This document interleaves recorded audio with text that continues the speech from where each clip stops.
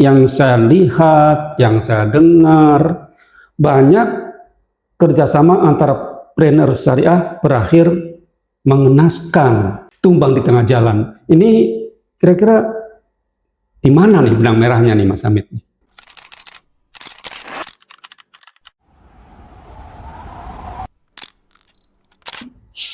Assalamualaikum warahmatullahi wabarakatuh. Selamat datang, selamat berjumpa kembali di podcast Kajian Entrepreneur Syariah di episode yang kedua. Kajian Entrepreneur Syariah adalah ruang diskusi bagi kita para entrepreneur syariah yang ingin sukses dalam bisnis dan memperoleh ridho Allah Subhanahu wa Ta'ala. Bersama saya Bambang Yanse dan narasumber Mas Hamid Surya STMPSY. Assalamualaikum. Waalaikumsalam warahmatullahi wabarakatuh. Alhamdulillah baik, Pak Bambang. Pada episode yang lalu, episode perdana, kita diskusi membahas kenapa bisnis saya mudah tumbang. Pada episode kali ini kita akan berdiskusi tentang tema yang juga sangat menarik lagi. Mas Hamid, hari ini kita akan membahas tema yang agak, kalau saya boleh sebutkan tuh, ngeri-ngeri sedap, Mas Hamid. Wah, ngeri juga ini jadinya. Kenapa saya bilang ngeri-ngeri sedap? Jadi benar ini serius, yaitu terkait kongsi atau kerjasama bisnis, ya kan? Mungkin Mas Hamid pernah melihat, pernah dengar dua orang sahabat karib yang akhirnya nggak berbulan seumur hidup. Oh gitu ya. Karena apa? Gara-gara kongsi bisnis yang tumbang. Nah, katanya kerjasama itu berkah, tapi kok malah jadi musibah, kan? Nah, apakah keberkahan itu hilang atau kita yang belum paham cara menjaganya atau cara merawatnya? Kan begitu. Ya. Nah, mari kita bongkar, ya kan, rahasia kenapa kerjasama bisnis saya bisa jadi sumber sukses yang luar biasa. Katanya resep paling jitu agar bisnis cepat maju adalah bekerjasama, saling kolaborasi, saling melengkapi lah, bahasanya seperti itu kan. Ya betul. Nah, ternyata kita lihat banyak entrepreneur syariah juga saling menjalin kerjasama satu dengan yang lain.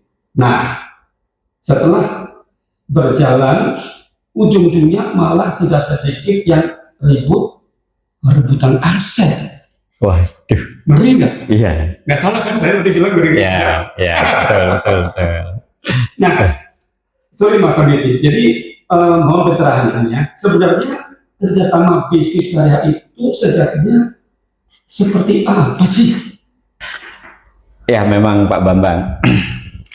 Jadi di dalam Islam kerjasama itu disebut syirkah dan akadnya biasa disebut musyarakah.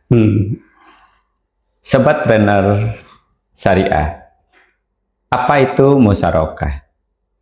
Musyarakah adalah akad kerjasama antara dua pihak atau lebih untuk suatu usaha tertentu, di mana masing-masing pihak memberikan kontribusi dana atau modal dengan kesepakatan bahwa keuntungan akan dibagikan berdasarkan nisbah atau persentase yang disepakati. Sedangkan kerugian ditanggung secara proporsional sesuai dengan porsi masing-masing. Allah berfirman dalam surah Shad ayat 24, yang artinya, dan sesungguhnya kebanyakan dari orang-orang yang berserikat itu benar-benar sebagian mereka berbuat zalim kepada sebagian yang lain, kecuali orang-orang yang beriman dan mengerjakan amal soleh, dan amat sedikitlah mereka ini.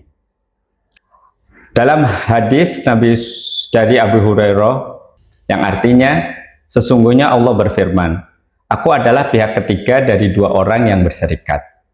Selama salah satu dari keduanya tidak mengkhianati kawannya, apabila ia telah berkhianat, maka aku keluar dari antara keduanya. Betul juga Mas Hamid, paparan tadi setuju. Dan pada contoh itu justru Sirkah mengantarkan Rasulullah itu ya sampai pada akhirnya memperistri Khadijah radhiyallahu anha, ya kan, yang kemudian menjadikan barokah yang langgeng dunia akhirat. Namun yang saya lihat, yang saya dengar, banyak kerjasama antara trainer syariah berakhir mengenaskan tadi, jadi tumbang di tengah jalan. Ini kira-kira di mana nih benang merahnya nih Mas Hamid? Baik Pak Bambang, Sobat Trainer Syariah, sebelum menjawab pertanyaan Pak Bambang tadi, kenapa hal itu terjadi, mari kita memahami bersama jenis sirkah dari point of view fikih muamalah. Beberapa jenis sirkah, yang pertama terkait dengan musyarakah, bahwa ada dua belah pihak atau lebih yang sama-sama berkontribusi modal, dalam hal ini dana.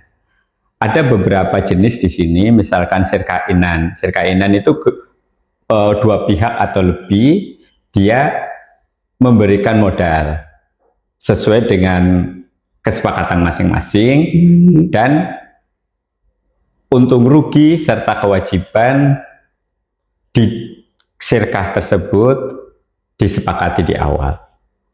Yang kedua, sirkah abdan, yaitu dua orang atau lebih bekerja sama berdasarkan keahlian. Contohnya misalkan ada dua montir nih yang ahli atau lebih, mereka bekerja sama, sama-sama membuka bengkel.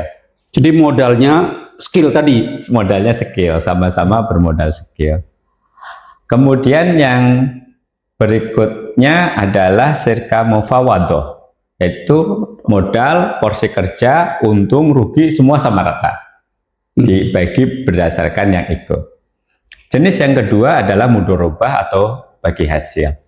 Di sini ada yang disebut sohibul mal atau orang yang berkontribusi terhadap modal, ada juga mudorib atau orang yang berkontribusi terhadap keahlian. Ya, mana biasanya mudorib yang akan mengelola usaha tersebut. Dan yang ketiga, di dalam literasi Islam ada kerjasama di bidang pertanian. Misalkan muzaroah, itu benih berasal dari pemilik lahan, atau mukhobaroh, benih berasal dari pengelola lahan atau si petaninya, atau hanya sebagian pekerjaannya aja. Misalkan musakoh, jadi kebunnya sudah ada, pohonnya sudah ada, nanti petaninya tinggal merawat saja. Seperti itu. Atau di dalam literasi di Indonesia ada misalkan pembagian pertelon, paron, misalkan gitu. Itu di pertanian itu biasa terjadi. Orang tua kita dulu. Ya. Di kampung begitu masih. Sampai sekarang masih ada Mas Hamid. Sekarang masih ada. Pola seperti itu masih ada. Ya. Nah itu sesuai juga dengan fikih muamalah atau sesuai dengan syariah Islam.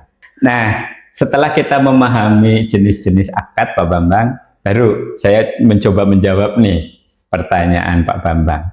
Kenapa kerjasama itu malah bukannya menjadi sumber kesuksesan, tapi sering menjadi bom waktu yang meledak. Waktu itu meledak. Nah itu yang saya di awal bilang ngeri-ngeri sedap.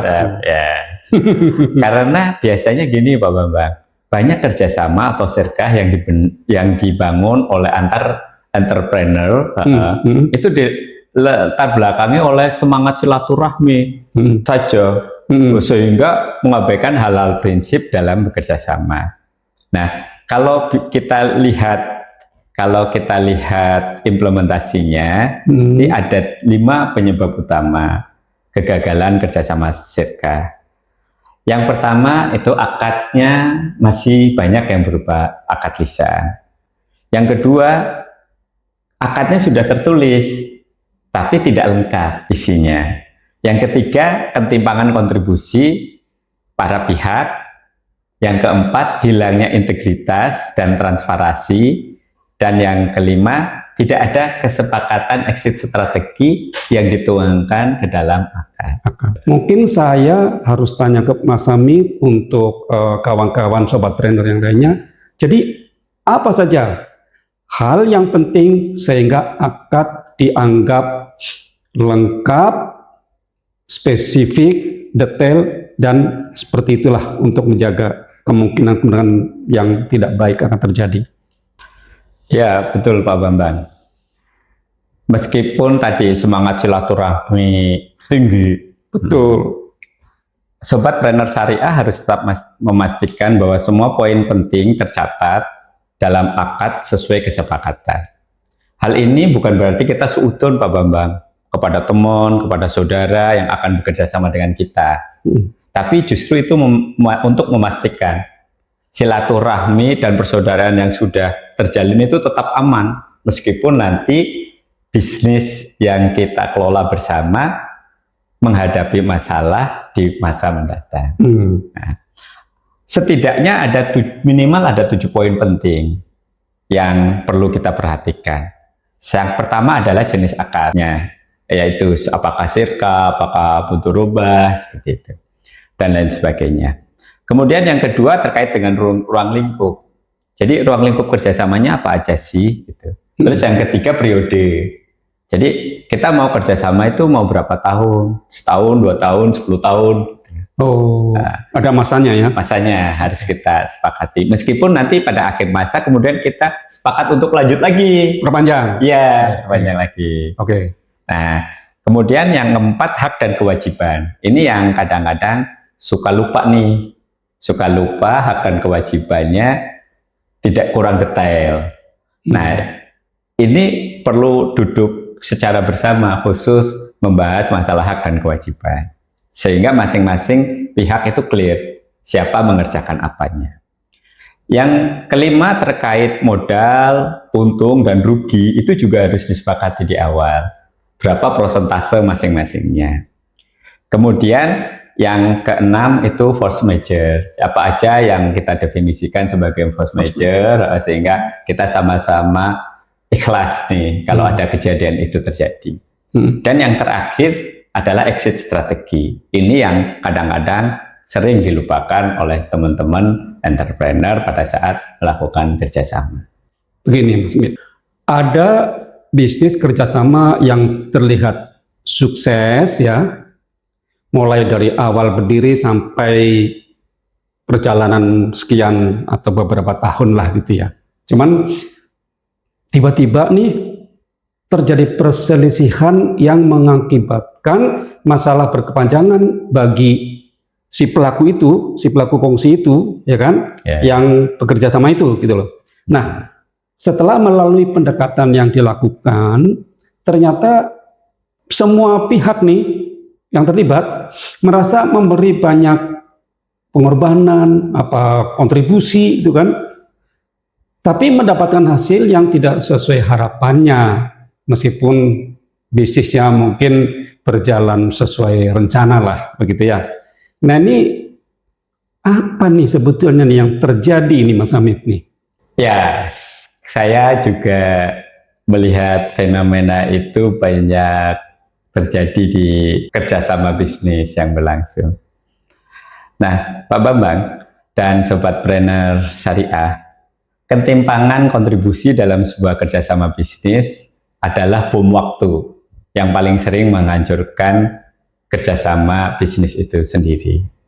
Jadi seperti kalau di awal Pak Bambang menyampaikan ngeri-ngeri sedap, itu sebenarnya permasalahan utamanya di ketimpangan kontribusi ini. Nah, dalam bisnis syariah, hal ini seringkali berakar dari ketidakjelasan peran para pihak.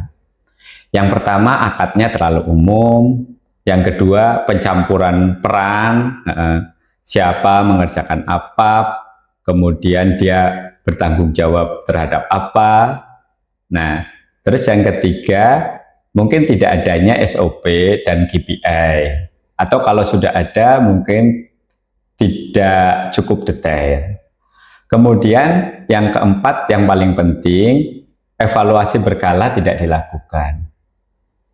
Ketidakjelasan tersebut akan mengakibatkan Satu, munculnya kedengkian. Nah ini Pak Bambang dan Sobat Trainer Syariah, ketika dalam suatu kerjasama sudah muncul adanya hasad, para pihak yang bekerja lebih keras akan mulai merasa dizalimi.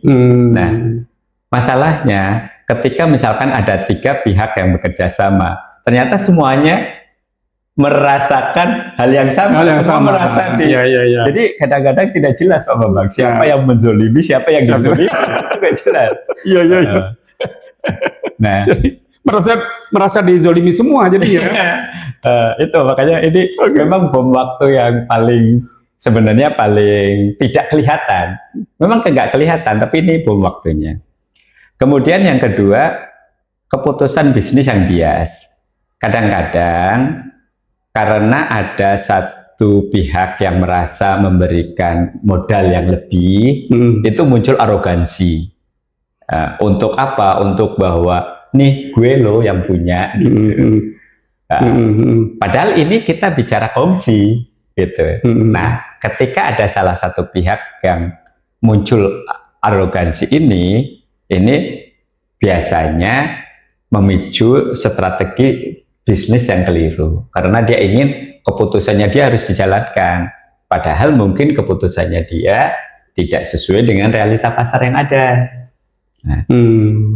Nah, kedua hal ini pada akhirnya memunculkan perpecahan seperti tadi yang Pak Bambang sampaikan di awal, kadang putus silaturahmi, malah rebutan aset dan lain sebagainya. Nah, hal tersebut sebenarnya bisa dijaga apabila para pihak sepakat nih untuk melakukan evaluasi berkala. Taruhlah kalau nggak bisa tiap minggu, tiap bulan, minimal tiap bulan ada evaluasi berkala, sehingga semua para pihak yang bekerja sama ini terukur level kontribusinya sesuai dengan kesepakatan di awal dan terjaga visinya. Visi bersamanya itu terjaga. Luar biasa sekali diskusi kita pada episode kali ini, Mas Hamid. Masya Allah ya. Sobat Trainer Syariah, semoga podcast ini jadi pengingat untuk merapikan kembali akad-akad kerjasama bisnis. Jangan sampai silaturahmi putus hanya karena urusan fulus yang tidak lurus. Nah, ya betul. Jadi terima kasih banyak untuk teman-teman yang sudah menyimak kajian Entrepreneur Syariah dari awal hingga akhir. Semoga apa yang kita diskusikan hari ini tidak hanya berhenti di telinga, tapi bisa menjadi percikan semangat untuk memperbaiki bisnis kita tetap di atas real syariah. Mohon maaf atas segala kekurangan, karena kesempurnaan hanya milik Allah Subhanahu wa Ta'ala, dan segala khilafan dan kekurangan datangnya dari saya pribadi. Jika menurut Anda konten ini bermanfaat, silahkan bagikan kepada rekan-rekan pengusaha yang lainnya, karena satu ilmu yang dibagikan adalah amal jariah yang tidak ada terputusnya. Tibalah saat ini saya undur diri, pamit. Saya Bambang dan narasumber kita, Mas Hamid Surya, ST MSY. Terima kasih Mas Hamid. Terima kasih pencerahannya. Ya, terima kasih Pak Bambang. Terima kasih Sobat Trainer Syariah.